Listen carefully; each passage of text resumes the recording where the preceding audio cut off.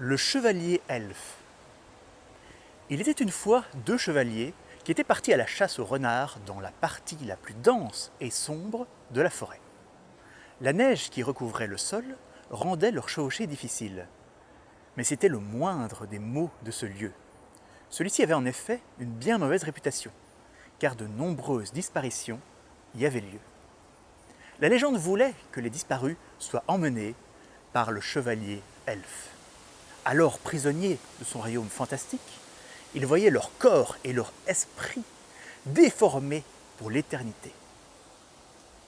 Hélas, que ce soit par courage ou par ignorance, nos deux chevaliers continuaient leur partie de chasse sans crainte.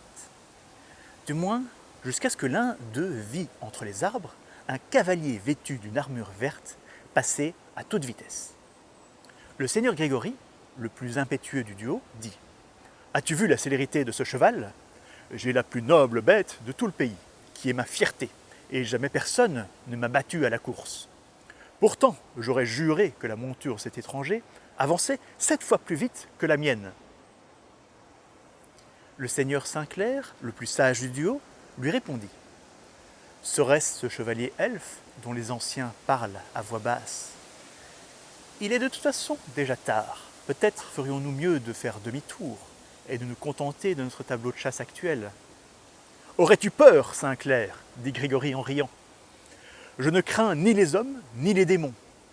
Ces légendes ne me donnent que plus envie d'en découvrir davantage sur ce chevalier singulier. » N'étant pas du genre à se contenter de paroles en l'air, Grégory lança son cheval à la poursuite de la silhouette verte qui s'éloignait à toute vitesse. Sinclair, au contraire, mit pied à terre et prit un trèfle au milieu de l'herbe. Ce symbole de la Sainte Trinité était en effet reconnu pour pouvoir éloigner les enchantements et les malédictions. Le chevalier plaça le trèfle sur son poignet et le maintint contre sa peau à l'aide d'un foulard de soie. Il remonta alors sur son cheval et partit à la suite de son compagnon. Grégory avait cependant beaucoup d'avance et il descendit de son cheval en arrivant à l'orée d'une clairière bien étrange. Alors que la nature était terne et morte en cette période de l'année, la clairière formait un cercle parfait rempli d'herbes.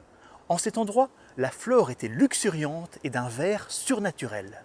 Au centre du cercle se trouvait le chevalier elfe assis à une table de marbre couverte d'alléchants plats de viande.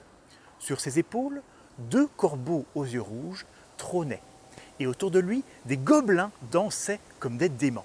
Ces derniers étaient habillés de haillons bleus et étaient aussi laids que ce que leur maître était beau. Les créatures firent signe à Grégory de venir les rejoindre et le chevalier elfe lui tendit un calice d'or entouré de rubis. Cependant, à la limite de l'anneau, se trouvait un vieux gobelin avec les vêtements encore plus déchirés que les autres et qui était couvert de coups et de blessures. Il s'adressa au jeune chevalier en ces termes. « Si tu tiens à ton éternité, ne fais pas un pas de plus, jeune homme. Je sais que c'est perdu d'avance, mais je t'en prie, trouve la force de résister si tu ne veux pas devenir l'un des nôtres. » Ces paroles étaient bel et bien inutiles, car Grégory était déjà sous le charme du lieu. Il s'avança donc et prit sans hésiter le calice d'or dans lequel se trouvait une excellente bière. Quand le chevalier l'eut porté à ses lèvres, il eut la surprise de constater que le liquide ne diminuait jamais, quelle que soit la quantité qu'il en buvait. Mais à peine eut-il déposé le breuvage qu'il s'effondra au pied de la table de marbre. À la lumière du crépuscule, Sinclair arriva alors. Voyant son ami à terre, il voulut s'avancer, mais fut arrêté juste à temps par le vieux gobelin. Celui-ci lui dit « Je sens que tu es protégé de l'enchantement de ce lieu d'une façon ou d'une autre. Ton ami, quant à lui, est condamné à devenir un esclave du chevalier elfe. Profite de ta chance et fais demi-tour pour retrouver ta famille, je t'en supplie. »« Mon honneur me l'interdit, hélas, répondit le jeune noble. Je dois tirer mon compagnon de là. N'existe-t-il aucun moyen pour le sauver ? » Il y en a bien un, mais tu risquerais tout à l'entreprendre, dit le gobelin d'un air désespéré. Tu dois rester juste à l'extérieur de l'anneau toute la nuit et survivre au froid glacial qui te percera les os.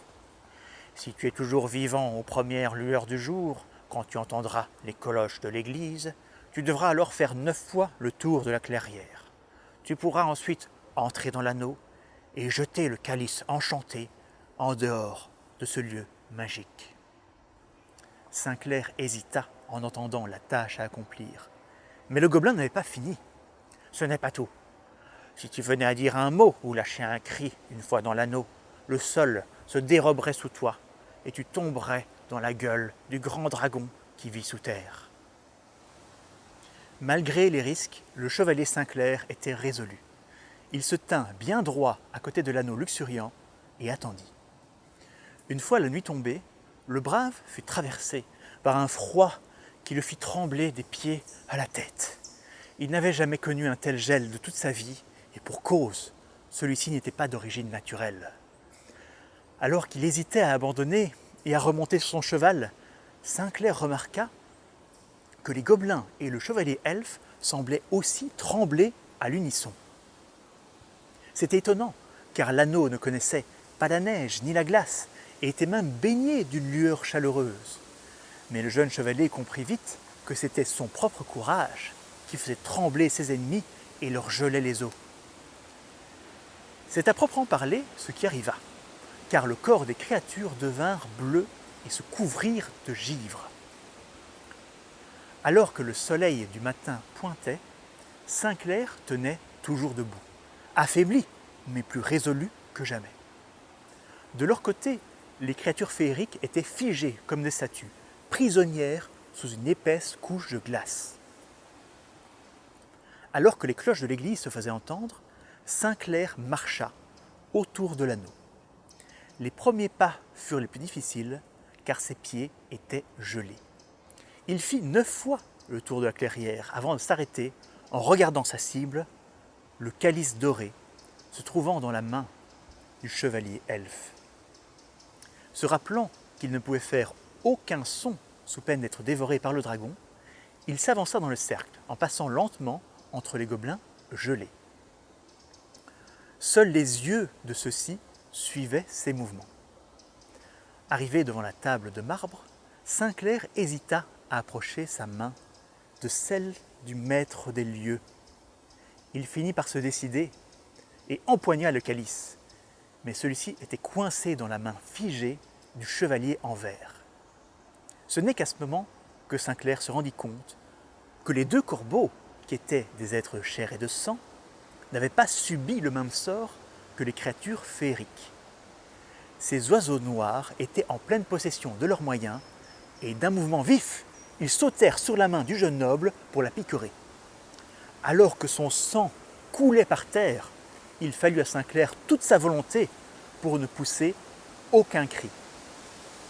Ne perdant plus de temps, il tira de toutes ses forces sur le calice, brisant les doigts du chevalier elfe dans la manœuvre. Se protégeant comme il le pouvait des corbeaux qui cherchaient à lui arracher les yeux, il recula et jeta la coupe d'or et de rubis en dehors de l'anneau enchanté. La bière à l'intérieur du calice s'écoula quelques instants avant de s'interrompre. Les plantes dans l'anneau surnaturel se couvrirent de givre et les créatures l'habitant furent tirées dans le sol par une force inconnue. Saint-Clair eut juste le temps d'apercevoir un sourire sur le visage du vieux gobelin qui l'avait aidé avant que celui-ci ne disparaisse. À 2 doigts de perdre connaissance, le héros du jour vit que la coupe dorée avait repris sa véritable forme, celle d'une simple pierre creuse. Saint-Clair était maintenant seul avec Grégory au centre d'une clairière tout à fait normale.